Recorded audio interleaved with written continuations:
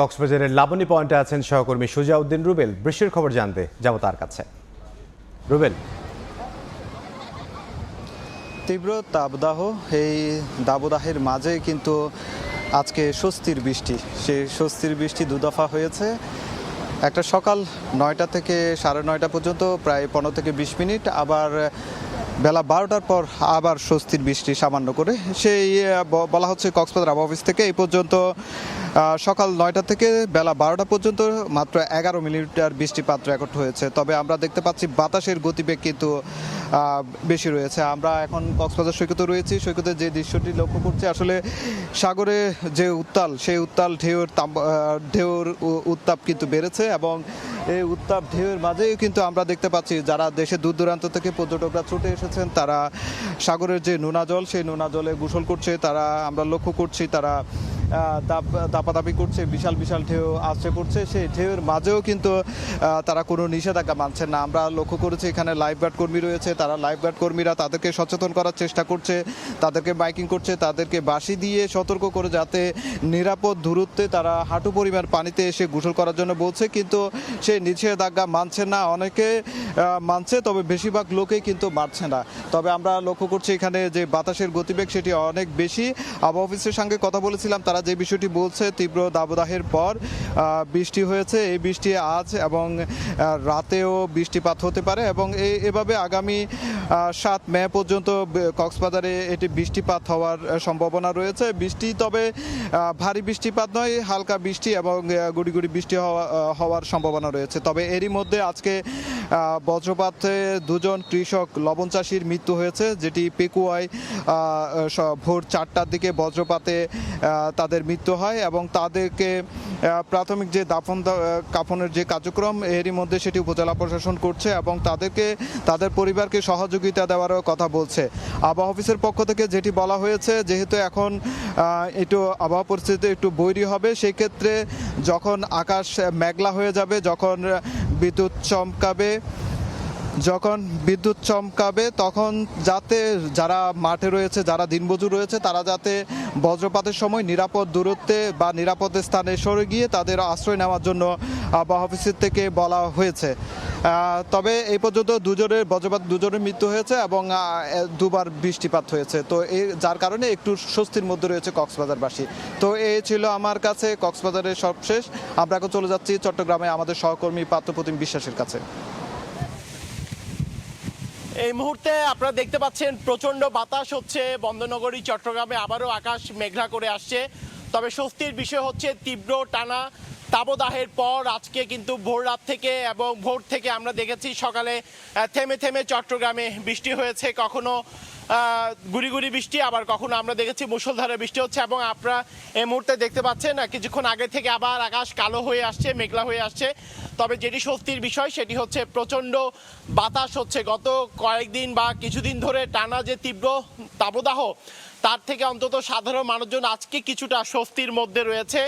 তার কারণ হচ্ছে আজ ভোর রাত 3টা থেকে বৃষ্টি শুরু হয়েছে, এরপর সকাল 6টায় বৃষ্টি হয়েছে এবং আমরা দেখেছি 9টা থেকে 9:30 পর্যন্ত কিন্তু কখনো থেমে থেমে, কখনো মুষলধারে, কখনো বজ্রপাত সহ কিন্তু বৃষ্টি হয়েছে। আসলে দীর্ঘদিন পরেই বৃষ্টি হওয়ার কারণে সাধারণ মানুষের মধ্যে কিছুটা হলেও স্বস্তি ফিরে এসেছে এবং এর 10টা থেকে 12:30 1টা পর্যন্ত আমরা দেখেছি প্রচণ্ড আবার রোদ ছিল এবং কিছুক্ষণ আগে থেকে আকাশ মেঘলা হয়ে এসে কিন্তু আমরা দেখেছি এই মুহূর্তে প্রচণ্ড বাতাস হচ্ছে। আমরা সাগরিকা এলাকায় আছি, এখানে আমরা দেখছি বাতাসের কারণে সাধারণ মানুষজন যারা বাইরে কাজের উদ্দেশ্যে বের হয়েছে, কিংবা যেসব শিশুরা স্কুলে যাওয়ার জন্য বের হয়েছে, কিংবা যারা সাধারণ মানুষজন আছেন, যারা রিক্সা চালক আছেন বা দিনমজুর যারা রয়েছেন, যারা কাজের উদ্দেশ্যে বের হয়েছেন, তাদের সাথে আমরা কথা বলেছিলাম। তারা আমাদেরকে জানিয়েছেন এই তীব্র তাপদাহের কারণে তাদের কাজ করতে প্রচণ্ড কষ্ট পেতে হয়েছে গত কয়েকদিন ধরে এবং তারা প্রার্থনা করছিল সৃষ্টিকর্তার কাছে যাতে বৃষ্টি হয় এবং সেই স্বস্তির বৃষ্টি, সেই প্রশান্তির বৃষ্টি দীর্ঘদিন পর হলো চট্টগ্রামে। আজকে সকাল থেকে কিছু সময়ের জন্য চট্টগ্রামে কিন্তু হয়েছে এবং এই মুহূর্তে চট্টগ্রামে প্রচণ্ড বাতাস হচ্ছে, মেঘলা আকাশ করেছে।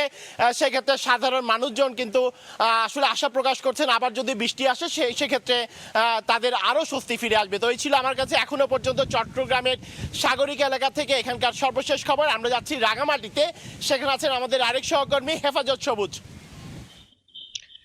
আসলে দীর্ঘ যে একটি তাপদাহ চলছিল সেই তাপদাহে সারা দেশের ন্যায় আসলে রাঙামাটিও পুড়ছিল, কিন্তু আজ সকালে হঠাৎই এক পশলা বৃষ্টিতে যেন স্বস্তি ফিরে এসেছে এখানকার জনজীবনে।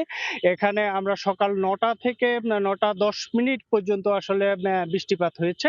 এখানে স্থানীয় আবহাওয়া অফিসের তথ্য অনুযায়ী আমরা যেটা জানতে পেরেছি সেটা হলো যে এখানে বৃষ্টিপাতের পরিমাণ 5.2 মিলিমিটার বৃষ্টিপাত হয়েছে সবেমাত্র, এবং এখনো দেখা যাচ্ছে যে আকাশ মেঘাচ্ছন্ন আছে। মেঘাচ্ছন্ন থাকার কারণে আসলে জনজীবনের যে অস্বস্তি ছিল গরম নিয়ে, সেটা এখন আর নেই। এখন মানুষ খুব স্বাভাবিকভাবেই চলাফেরা করতে পারছেন বলে তারা আমাদেরকে জানিয়েছেন।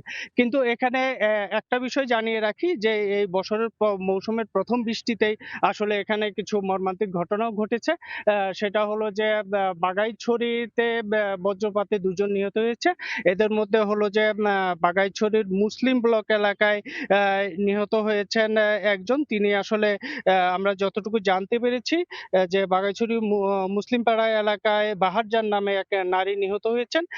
তিনি আসলে গরু নিয়ে খামারের দিকে যাচ্ছিলেন, খেতে যাচ্ছিলেন, যাওয়ার পথে আসলে বজ্রপাতে তিনি মারা গেছেন। এছাড়া আরেকজন মারা গেছেন, তিনি হলো যে সাজেকের লংথিং পাড়ায়, ওখানে তরিবালা ত্রিপুরা নামে একজন মারা গিয়েছেন।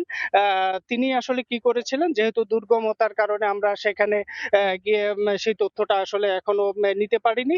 অন্যদিকে রাঙামাটি সদরের সিলেটি পাড়া এলাকায় সেখানে একজন মোহাম্মদ রমিজ মিয়া নামে একজন বজ্রপাতে নিহত হয়েছেন।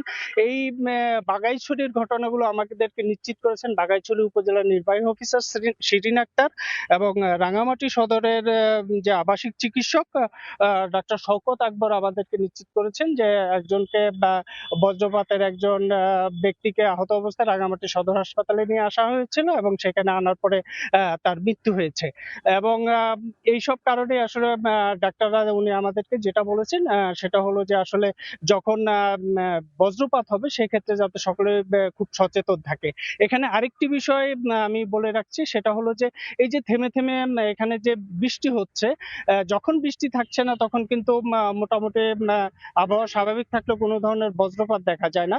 কিন্তু যখনই বৃষ্টি হচ্ছে, বৃষ্টি শুরু হওয়ার সঙ্গে সঙ্গে আসলে প্রচন্ড রকমের বজ্রপাতও শুরু হয়ে যায়, এবং এইসব বজ্রপাতের কারণে আসলে রাঙামাটিতে এই পর্যন্ত আমরা যে তথ্য পেয়েছি সেখানে আসলে 3 জন মারা গিয়েছে। এর মধ্যে 2 জন হলো বাগাইছড়ি, একজন রাঙামাটি সদরে। আমরা আরেকটি তথ্য পেয়েছি, তবে সেটা এখনো নিশ্চিত করতে পারিনি। সেটা হলো যে বাগাইছড়িতে আরো 7 জন আহত হয়েছে, এই ধরনের খবর আমরা পাচ্ছি। তো রাঙামাটিতে যে প্রথম বৃষ্টিতে যে হয়েছিল সেটাই এখানে ছিল তার সর্বশেষ। দেশের বিভিন্ন জায়গায় স্বস্তির বৃষ্টি হয়েছে, সে খবর আমাদেরকে জানাচ্ছিলেন রাঙামাটি থেকে, এবং এর আগে চট্টগ্রাম থেকে, এবং তার আগে কক্সবাজার থেকে